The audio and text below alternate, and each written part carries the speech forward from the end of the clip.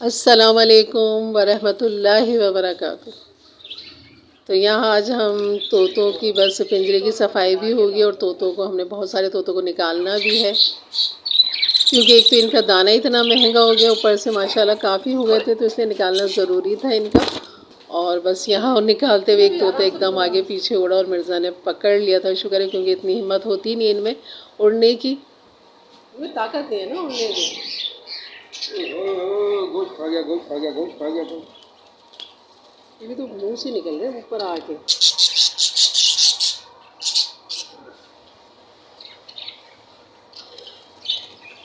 गिठान बांध दो,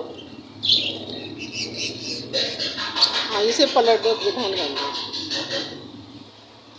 तो ये सारे तोते निकाल लिए थे, बस चंद ही हमने रखे थे ताकि वो आराम से उनको पाल सकें। और क्योंकि इनमें बीमारियां भी फिर हो जाती, छोटा सा पिंजरा है और बहुत ज़्यादा हो जाए तो फिर मसला हो जाता है। और यहाँ बस अब ये देखें, बस ये इतने रह गए, 5 ही रह गए। क्या कह रहे हो?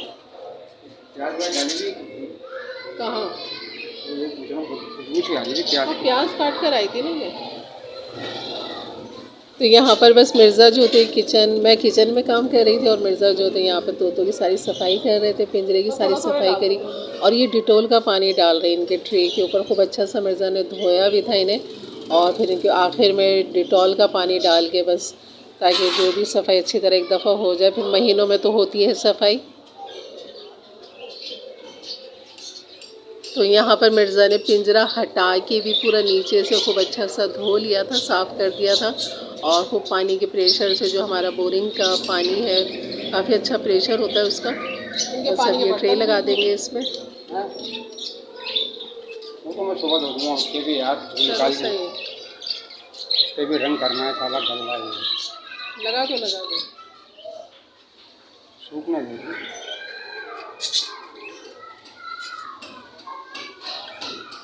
ये ऊपर नीचे का होगा, नीचे का।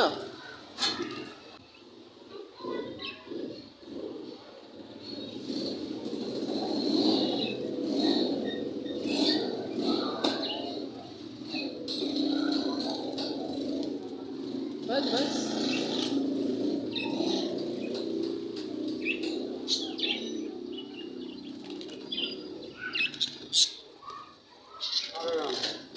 बस, अब नीचे भी लगा दो।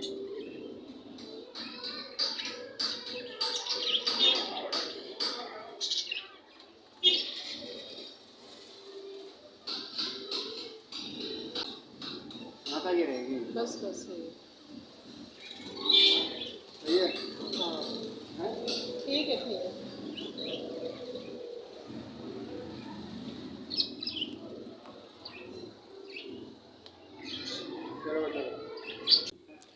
तो चलिए, बस अब मैं अंदर आ गई थी और यहाँ पर अब बनाते हैं कड़ी। तो यहाँ मैंने घी तेल ले लिया था और एक प्याज मैंने चॉप कर ली थी।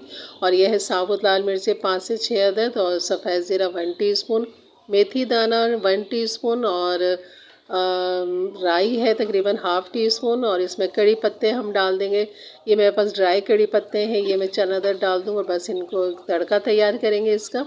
और इसको हल्का सा गोल्डन करने के बाद फिर इसमें हमने ड्राई मसाले डालने हैं पिसे हुए। और ये कोफ्ता कड़ी है और बहुत लजीज बनती है। यहाँ पर डाल दिया मैंने अदरक लहसुन प्याज। आप देख रहे होंगे कि गोल्डन ज़्यादा नहीं है, बस सिर्फ नरम हुई, हल्का सा कलर आया। उसके बाद मैंने अदरक लहसुन डाल दिया और यहाँ पर हल्दी और पिसा हुआ धनिया, यहाँ लाल मिर्च और नमक डाल दिया था मैंने 1 टीस्पून। बस इस मसाले को थोड़ा सा पानी डालेंगे और इसको भूनेंगे। और ये वही मसाला उसी तरह ही है जैसे कि पकोड़ों वाली जो कड़ी मैंने आपको बनाना सिखाई थी, सेम वही तड़का है, सारा सेम वही तरीका है। बस पकौड़ियों की जगह यहाँ पर हमने कोफ्ते डाल लेने हैं।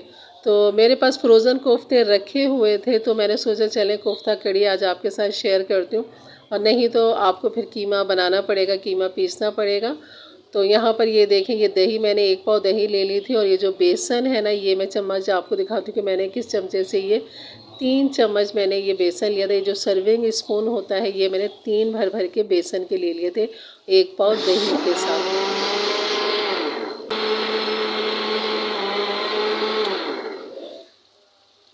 और काफ़ी अच्छी खट्टी दही हो गई थी, जो मेरी होममेड दही होती है। जब आखिर ये बच जाती है तो मैं इस तरह फिर कड़ी के अंदर इस्तेमाल कर लेती हूँ उसे, तो बहुत अच्छी इससे फिर कड़ी बनती है खट्टी दही के साथ।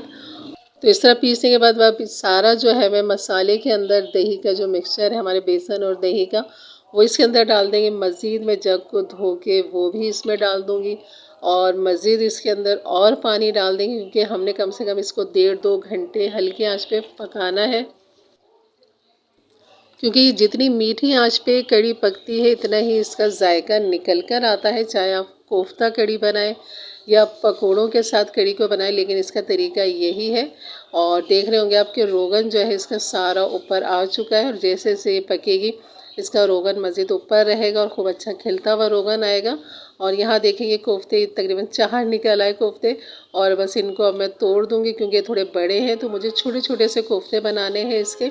और इनको जो है मैं इस तरह तोड़ दूँगी। अभी भी बीच में इसके बर्फ़ है, तो भाई इसको डीफ्रोस्ट करेंगे और छोटे छोटे से बना लेंगे। तब तक कड़ी जो है वो पक रही है।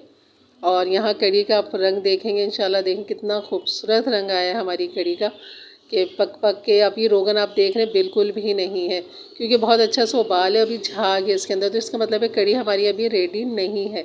और जब ये रेडी होने की निशानी जो होगी वो आगे आप देखेंगे कि मैं आपको बताऊंगी जब आपकी कड़ी रेडी हो जाती है तो क्या निशानी होती है।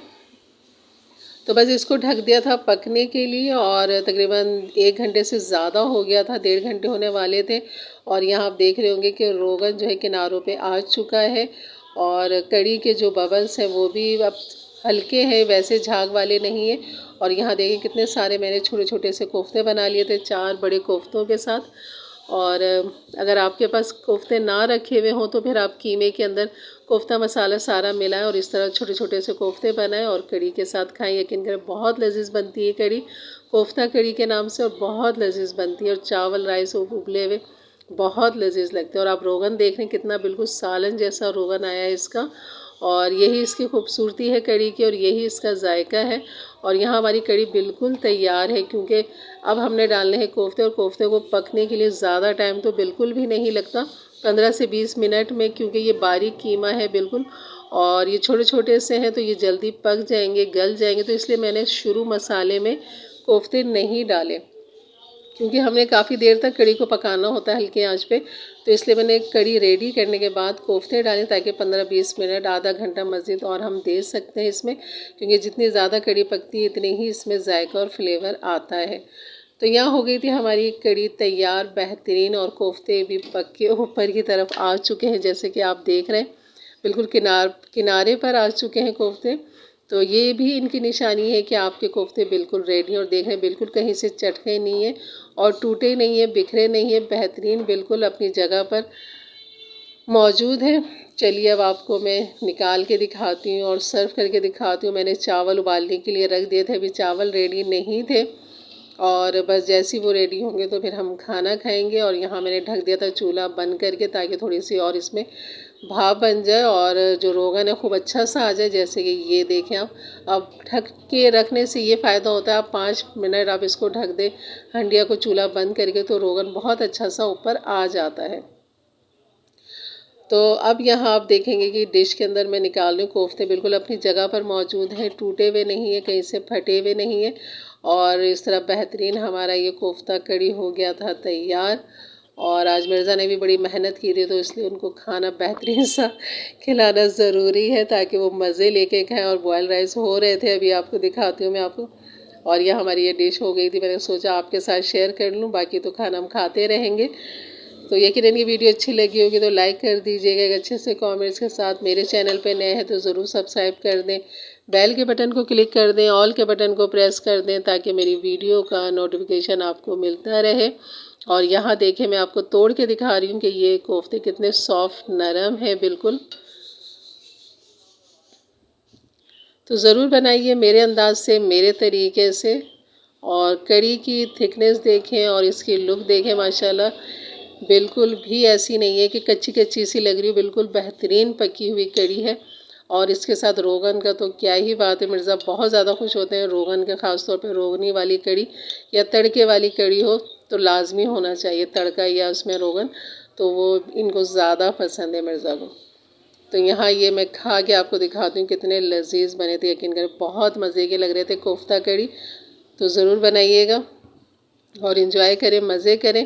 तो इंशाल्लाह मिलते हैं एक अच्छी वीडियो के साथ। तब तक के लिए अपना बहुत सारा ख्याल रखें, दुआ में याद रखें। अल्लाह हाफ़िज़।